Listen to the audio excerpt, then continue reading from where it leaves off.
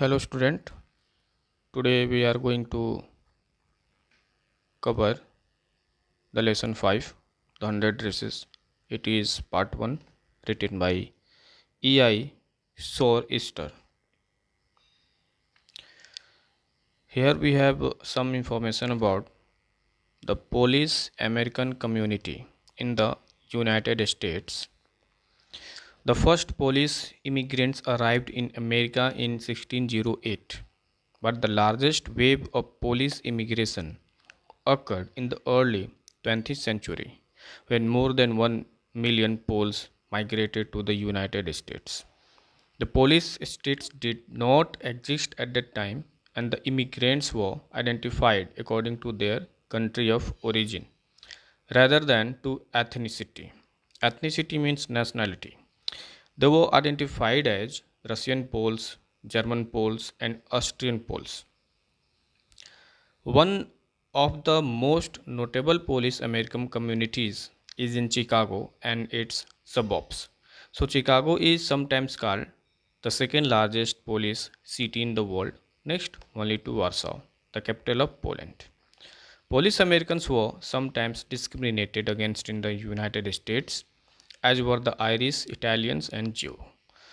According to the United States 2000 census, 667 million and 414 Americans of age 5 years and older reported Polish as the language spoken at home, which is about 1.4% of the people who speak languages other than English or 0.25% of the US population. So historians divide Polish migration to the United States into four distinct waves. The first wave of immigration occurred in the early to mid 1800s when approximately 2000 Polish intellectuals and nobles moved to the US. The second wave, which lasted until First World War and was made of primarily of laborers, was significantly different. The influx of 2.5 million predominantly Catholic Poles settling in the United States led to conflict with Protestant Americans. In the Hundred Races, Wanda Petronsky's father Jan would have come to America during this wave of migration.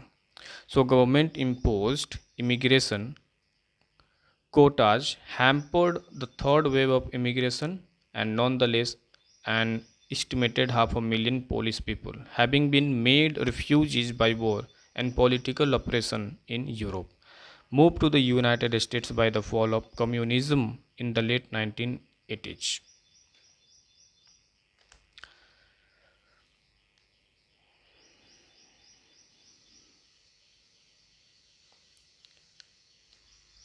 So let us go to read the paragraph and to explain its passages. Actually, the lesson The 100 Dresses is about a girl named Wanda who claims to have 100 dresses. Her classmates made fun of her because what she claims is in contradiction to the fact that she was always seen wearing the same dress. Her classmates found her name to be funny. It was because everyone had easier names than Wanda Petronsky. Her name was different because she was a Polish immigrant who had come to an American town with her family. She was poor and did not have many friends. She was quiet and was always seen sitting in the corner of the classroom. So the truth about the 100 dresses unveiled when she submitted her 100 drawings in a drawing contest. They were the same 100 dresses she used to talk about. All of them were immensely beautiful. And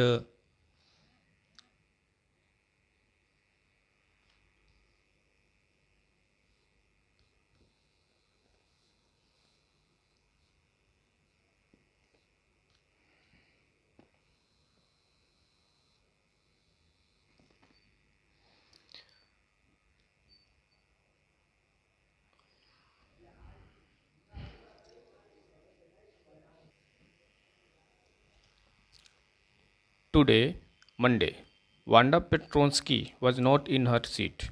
But nobody, not even Peggy and Madeline, the girls who started all the fun, noticed her absence.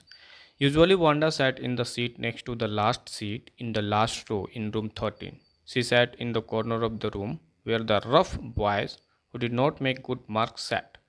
The corner of the room where there was most scuffling of feet, most roars of laughter when anything funny was said, and most mud and dirt on the floor.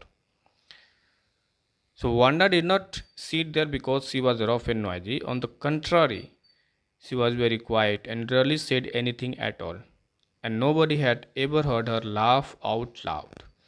Sometimes she twisted her mouth into a crooked sort of smile, but that was all. So, this story revolves around a girl named Wanda Petronsky and her classmates, Peggy and Madeline, who made fun of her. The plot of the story opens up on Monday. Even Peggy and Madeline did not notice that Wanda was not present. These were the girls who began all the teasing.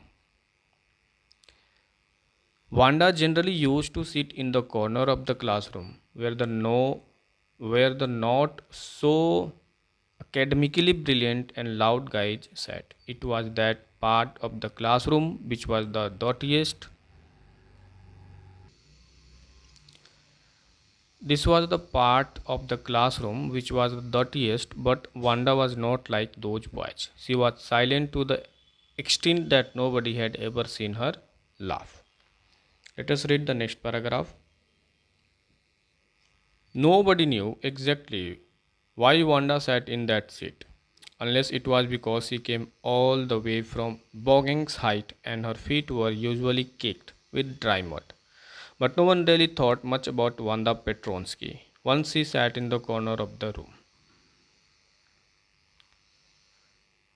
The time when they thought about Wanda was outside of the school hours at noontime when they were coming back to school or in the morning early before school began, when groups of two or three or even more would be talking and laughing on their way to the schoolyard.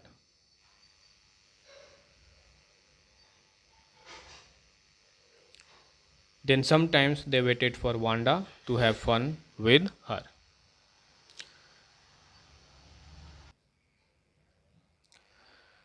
So, since Wanda was nothing like those boys, no one ever understood why she sat there. There were only guesses that it is because she came from Boggings,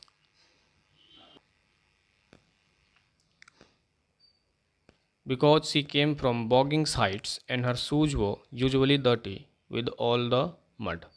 People hardly noticed her in the classroom as she was silent and alone all the time. So it was only before or after school hours when groups of kids used to wait for her to mock her that they thought of her. Some used to wait even at the cost of getting late for school.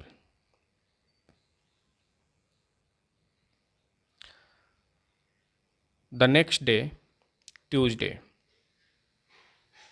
Wanda was not in school either, and nobody noticed her absence again. But on Wednesday, Peggy and Maddie, who sat down front with other children who got good marks and who didn't track in a whole lot of mud, did not notice that Wanda wasn't there. Peggy was the most popular girl in school. She was pretty, she had many pretty clothes, and her hair was curly. Maddie was her closest friend. The reason Peggy and Maddie noticed Wanda's absence was because Wanda had made them late to school. They had and waited for Wanda to have some fun with her, and she just hadn't come. They often waited for Petronsky to have fun with her. So the fact that Wanda was not present on Tuesday as well got unnoticed, but it was on Wednesday when Maddie and Peggy noticed her absence. It was also then when they waited before school to make fun of her, but instead ended up getting late because she didn't show up. Peggy was the most famous girl who wore good and tidy clothes. She sat with the toppers of the class, and no one ever got curious about why Wanda was no longer coming to school. All they cared was they could not make fun of her.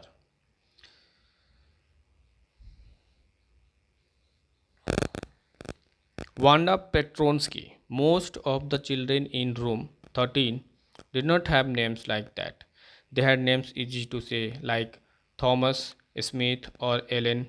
There was one boy named Bounce, Willie Bounce, and people thought that was funny, but not funny in the same way that Petronsky was. So, Wanda was a Pole who had immigrated to America. Her fellow classmates thought that Wanda Petronsky was a strange name because they had simpler and easier American names except a guy named Willie Bounce, which they thought sounded funny but still lesser than Petronsky. They found her name to be long and unfamiliar. This shows that though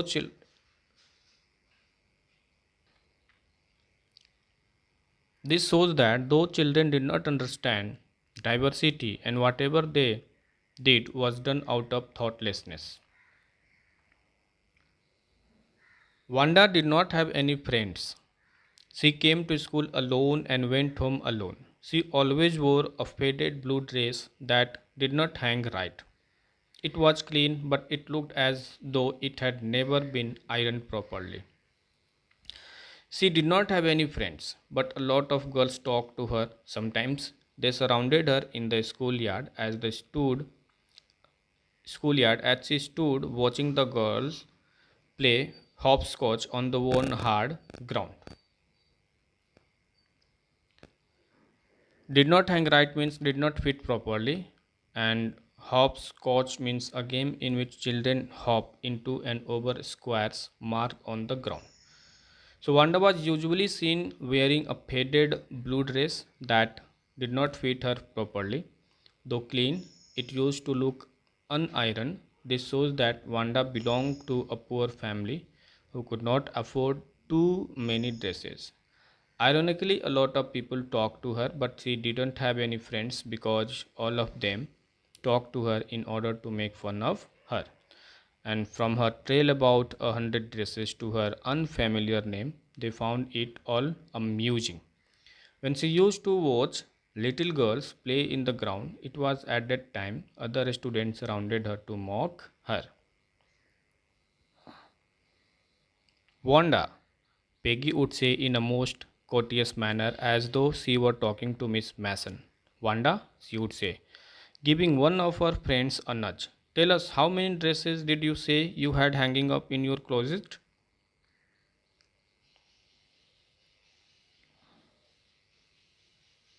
100, Wanda would say. 100? Exclaimed all the little girls incredulously, and the little ones would stop playing hopscotch and listen. Yea, 100 all lined up, said Wanda. Then her thin lips drew together in silence. What are they like? All silk, I bet, said Peggy. Yea, all silk, all colors. Velvet too. Yea, velvet too. 100 dresses, Wanda would repeat stolidly, all lined up in my closet. Then they would let her go, and then before she would gone very far, they could not help bursting into shrieks and peals of laughter. So, nudge means a gentle push. Incredulously means showing unwillingness to believe. Courteous means polite, respectful. Stolidly means calm, dependable, and showing little emotion and animation. Shrieks means scream. So, with no intentions of hurting her, Peggy used to ask the number of dresses Wanda has in a very polite and respectful tone. They made fun of her because they couldn't understand why she made up that story about 100 dresses. They did all this while being ignorant of the fact that it could hurt her. No one would believe her when she said she possessed 100 dresses, all lined up in her closet. As the other girls screamed in astonishment, the little girls would stop playing in order to see what was going on. Wanda would affirm their queries that she had dresses made of velvet and silk too. Sadly, after she left, they all used to laugh at her. 100 dresses. Obviously, the only dress Wanda had was the blue one she wore every day. So why did she say she had 100? What a story. How many shoes did you say you had?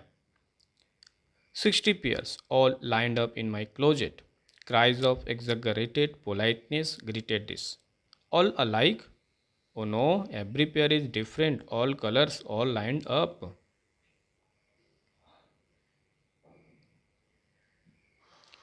Peggy, who had thought of this game, and Maddie, her inseparable friend, were always the last to leave. Finally, Wanda would move up the street, her eyes dull and her mouth closed,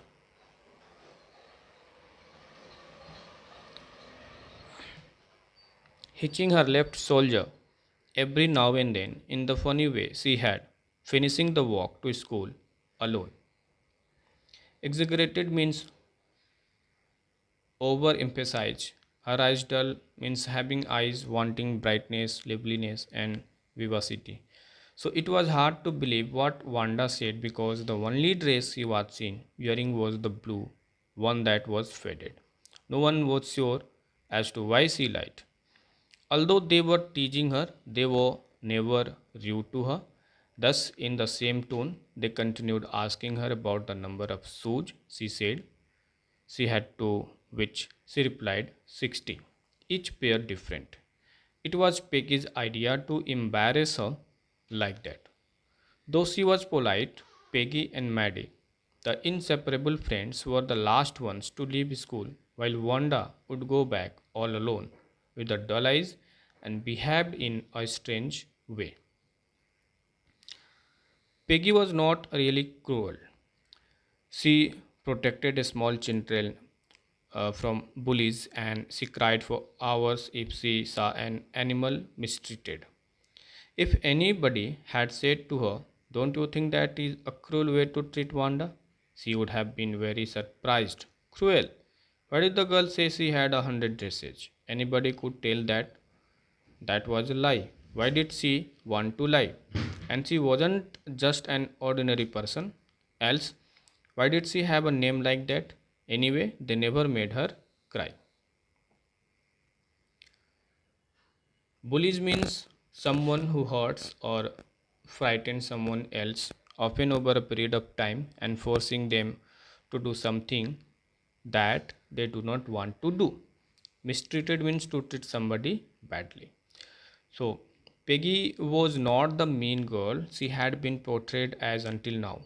She saved kids from whoever was hurting them and could not stand animals getting badly treated. According to her, she was not being rude to Wanda. She thought it was very weird of Wanda to lie about the number of dresses she possessed, and if anything was weirder, it was her name. No matter how much they teased Wanda, they never made her cry. So, students, I am going to stop this here now, and the next part I will discuss in the next video. Thank you very much.